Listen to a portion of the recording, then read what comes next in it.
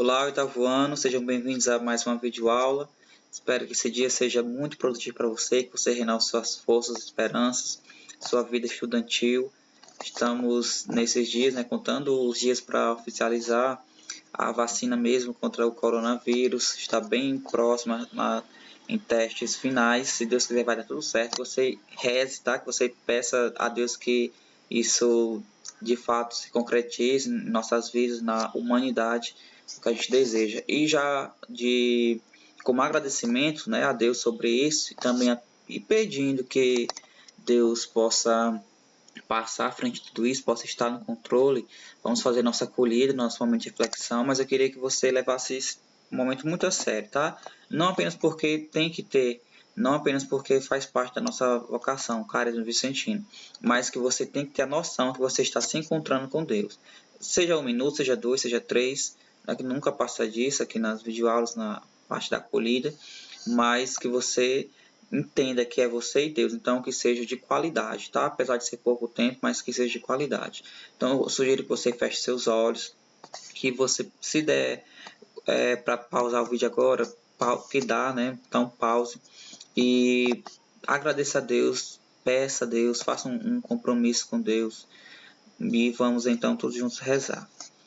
Pai nosso que estais no céu, santificado seja o vosso nome. Venha a nós o vosso reino, seja feita a vossa vontade, assim na terra como no céu. O pão nosso de cada dia nos dai hoje, perdoai as nossas ofensas, assim como nós perdoamos a quem nos tem ofendido, e não nos deixeis cair em tentação, mas livrai-nos do mal. Amém. Ó minha Senhora, ó minha Mãe, eu me ofereço a toda a vós, e em prova da minha devoção para convosco, eu vos consagro neste dia os meus olhos, os meus ouvidos, a minha boca, o meu coração, inteiramente todo o meu ser, porque assim sou vosso, ó incomparável Mãe, guardai-me e defendei-me como filho e propriedade vossa. Amém. Em nome do Pai, do Filho e do Espírito Santo.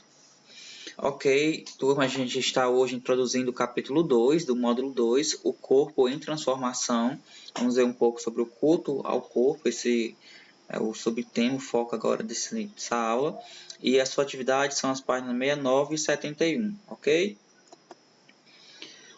Essa imagem que está na abertura do capítulo são as páginas 66, 67. Aqui não está totalmente igual, quando o fundo está diferente, mas é a o mesmo significado e também a mesma escultura, tá? A gente falar sobre Hércules e Centauro, que é para representar essa parte do corpo, e tem algumas perguntinhas para você, para a gente fazer a interação. Como não estamos fazendo diálogos, não tem como a gente interagir agora, porque a aula não é ao vivo, mas eu vou aqui fazendo com que você pense, reflita aí sobre as questões, tá? O corpo em transformação. Quando falamos de criação do ser humano, pensamos nele por inteiro, e por isso inclui a dimensão da corporeidade, ou seja, do próprio corpo, que carrega consigo outras tantas marcas, as emoções, os desejos, as relações, o nascer, o viver, o sofrer, o morrer, etc.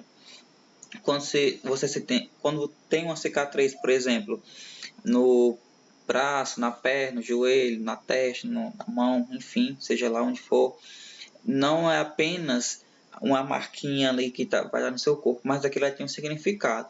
Então, está tudo ligado. Aquele dia, se foi uma aventura, se foi uma tragédia, se foi bom, se você lembra, se você não lembra, se faz muito tempo, se foi alguém que fez em você, se foi sozinho, se foi tentando aprontar, enfim, tem lá aquela marca, aquele significado, está no seu corpo e não tem como desassociar da sua vivência, tá? Você não é um barro, você não é uma massinha de modelar que alguém pode fazer um risco, alguma coisa e pronto, ali não tem significado, não tem dor, não tem nada. Nosso corpo ele está ligado a todos os nossos órgãos, está dentro do nosso corpo, as nossas atitudes, a tudo. Como fala aqui, as emoções, desejos, relações, nascer, viver, sofrer, morrer. Então tudo isso faz parte da criação do ser humano. Isso nos define, isso já está embutido, por mais que a gente nem pense toda hora. Mas, em resumo, é isso mesmo. Você se lembra de algum mito que enxerga o ser humano de forma integral? De todas as partes, assim, integral ele quer falar... Desculpa. por inteiro. Na dimensão do corpo, quando se fala do corpo, quando se fala da personalidade, você lembra de algum mito que aborde isso?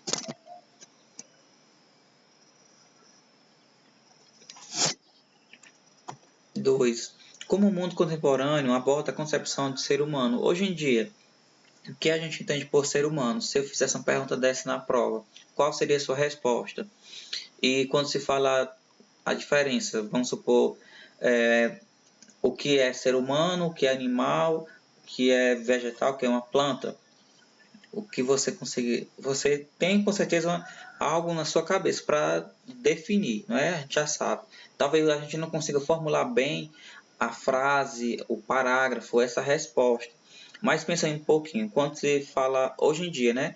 Eu te pergunto, o que é um ser humano? Qual seria a sua resposta? Você responderia para mim ou para outra pessoa? Você vai envolver a parte do corpo, vai envolver a parte da alma, vai envolver as descendências, que nós falamos, o que seria. Né? O livro quer que você imagine onde o corpo está ou não está na sua concepção de tudo. Tá? Se existe uma importância, se ele é visto como algo bom, algo essencial. Se não fosse o corpo, o que seria, como os formatos. A gente vai trabalhar um pouco sobre isso. Vamos passar que já está se tornando chato nessa parte aqui. O culto ao corpo, na página 68. Você vai acompanhar aí, tá? Pode abrir seu livro. O verso: é preciso pedir aos deuses uma mente, espírito sadio em corpo saudável.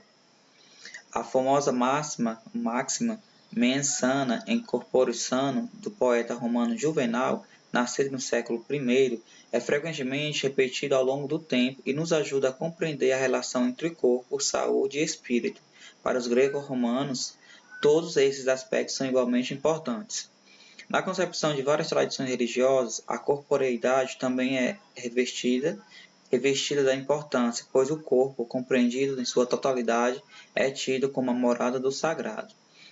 A gente vai ver isso daí agora nesses aspectos, falei, né, até do poema, cito o nome do poema, em aspectos grego-romana, desculpa, qual vai ser a concepção do corpo, o culto ao corpo, como vai ser, já estamos introduzindo esse assunto. Aí já fala aqui, ó, que em várias tradições religiosas, o corpo também é revestido de importância, pois o corpo, compreendido como a sua totalidade, é tido como morada do sagrado.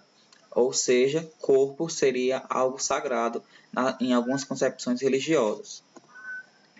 Nas narrativas mitológicas gregas, a gente vai ver um pouquinho a diferença entre a mitologia grega e a romana referente ao corpo, tá? Nas mitologias gregas, os deuses e os heróis tinham o corpo humano de uma beleza exuberante, perfeição simétrica e força arrebatadora. Isso fez com que os gregos cultivassem o sonho de ser iguais a esses deuses e heróis, instaurando um verdadeiro culto ao corpo. Eles apreciavam a beleza de um corpo perfeito, como o da deusa do amor Afrodite.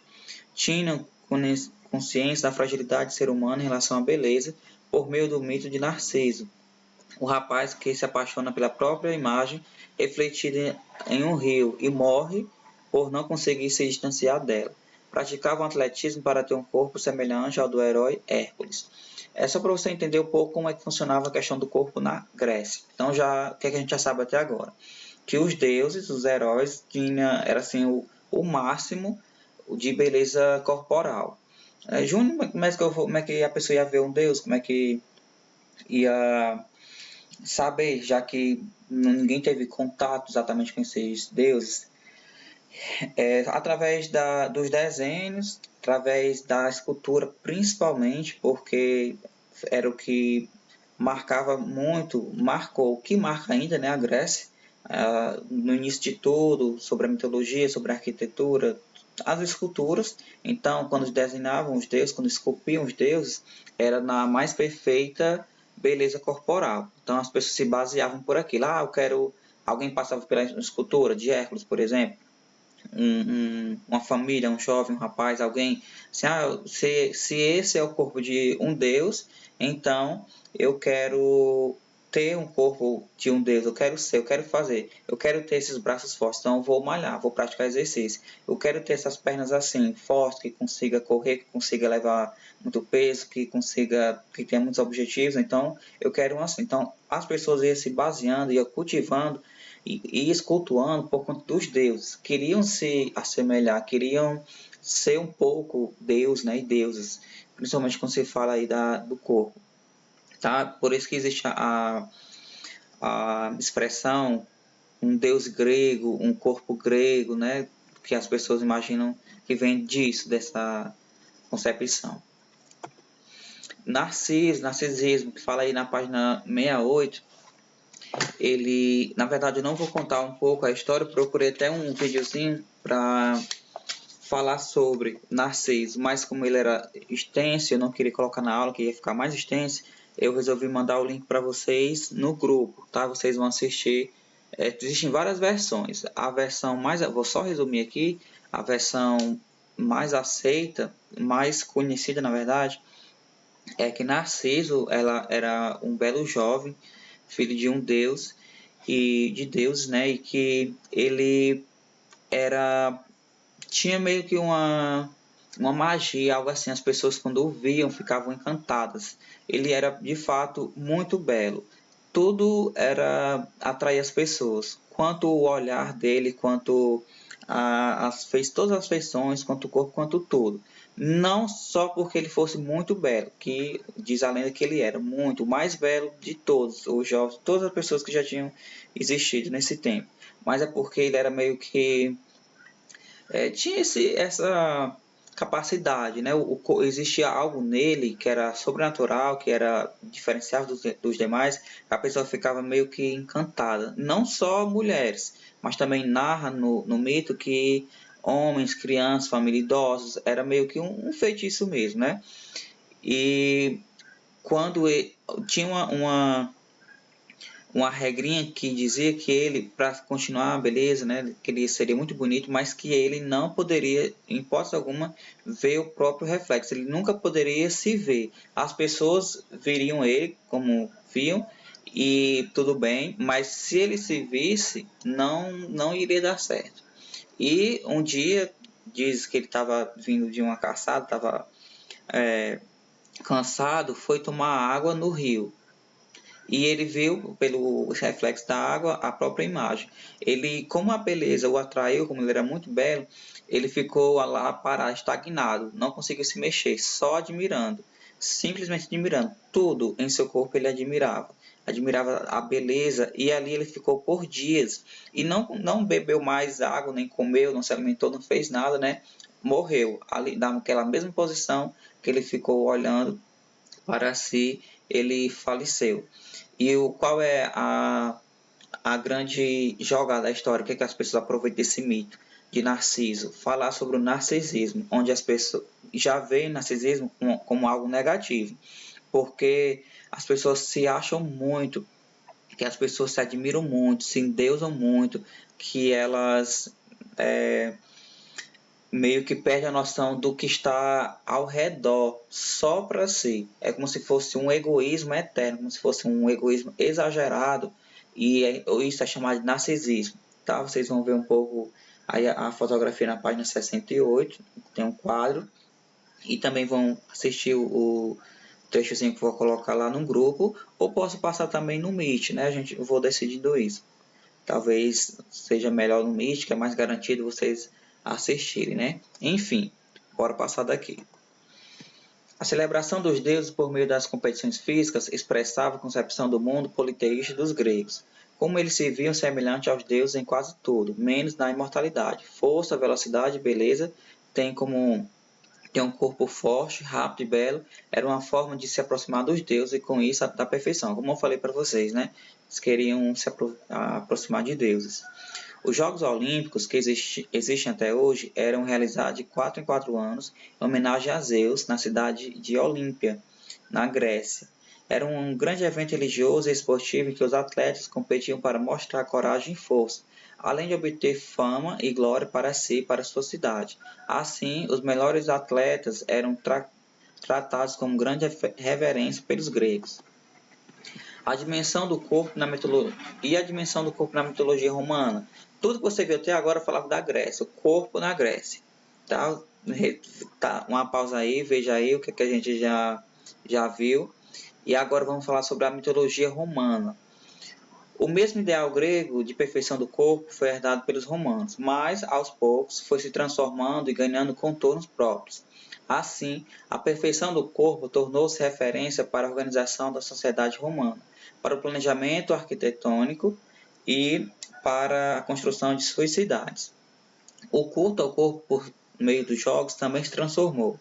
Diferentemente dos gregos, os romanos aboliram o atletismo e modalidade de Jogos Olímpicos. Para eles, o verdadeiro culto ao corpo acontecia por meio das lutas, principalmente dos gladiadores.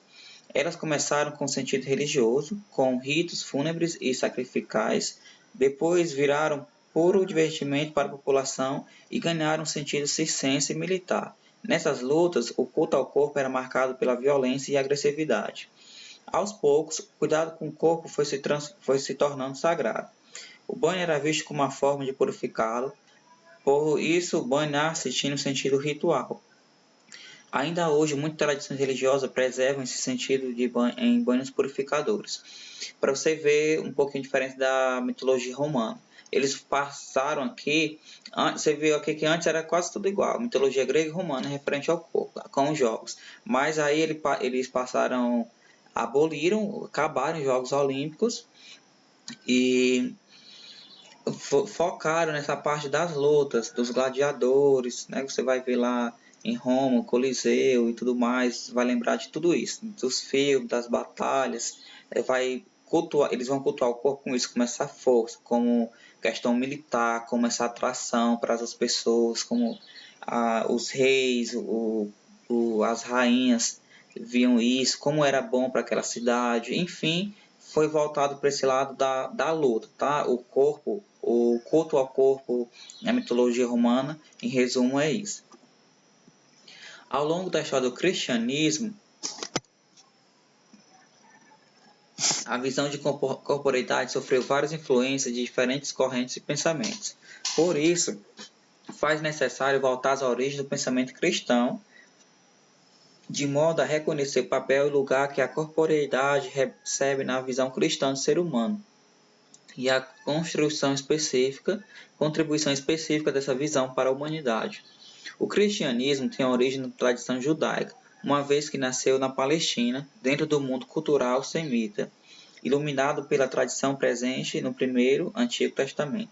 Os relatos da criação, apresentados no livro de Gênesis, capítulos 1 e 2, refletem a visão tradicional hebraica. O ser humano foi modelado com o pó do solo, recebeu de Deus o sopro de vida e tornou-se um ser vivente. Mas a gente sabe que, falando em Gênesis, como o ser humano nasceu, né, os primeiros homens, Adão e Eva. Como foi que Adão nasceu? Do barro, do pó mesmo, né? Deus construiu, depois soprou em suas narinas e ele nasceu. Já o corpo completo. Da mesma forma que nós somos hoje, foi Adão. Por 2 braços, 2 pernas, um nariz, 2 olhos, 2 orelhas, uma boca, os dentes, tudo, né? O corpo humano, enfim, em si é o mesmo, da versão da Bíblia, de Gênesis. Para os seguidores da tradição religiosa e matriz africana, especificamente o candomblé, a corporeidade vai além da condição física ou estética. Nessa tradição, ela é vista como um principal elo entre o ser humano e o sagrado, pois é a morada dos orixás e a janela de comunicação entre a humanidade e as divindades. Para que isso se torne realidade, o corpo precisa estar fechado, ou seja, protegido de todo mal. Necessita também ser cuidado para estar saudável e equilibrado. Somente assim o corpo tem as condições de ser instrumento para os diversos rituais litúrgicos, além de um meio de transmissão do axé, a energia vital. No budismo, o corpo é visto como uma composição de 4 elementos: terra, ar, água e fogo. Por isso, ele é impermanente, ou seja, sujeito a mudanças como envelhecimento, doenças e morte. Nessa tradição, acredita-se que o ser humano passa pelos ciclos de reencarnação, o termo tibetano para designar. Isso é só continuar, não peguei essa parte, né, porque só resumir mesmo.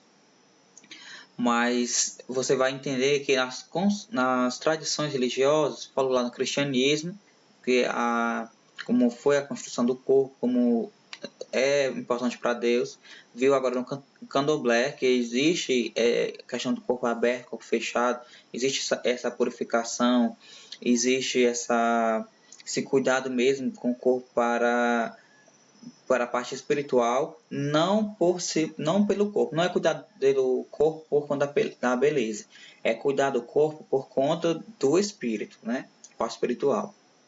E no budismo você vê aí essa questão dos elementos e do envelhecimento, eles também vão ter esse ciclo de reencarnação, porque o corpo vai mudando, tipo, você não vai reencarnar com o mesmo corpo, né? No budismo, também no hinduísmo, você vai vir de outra forma.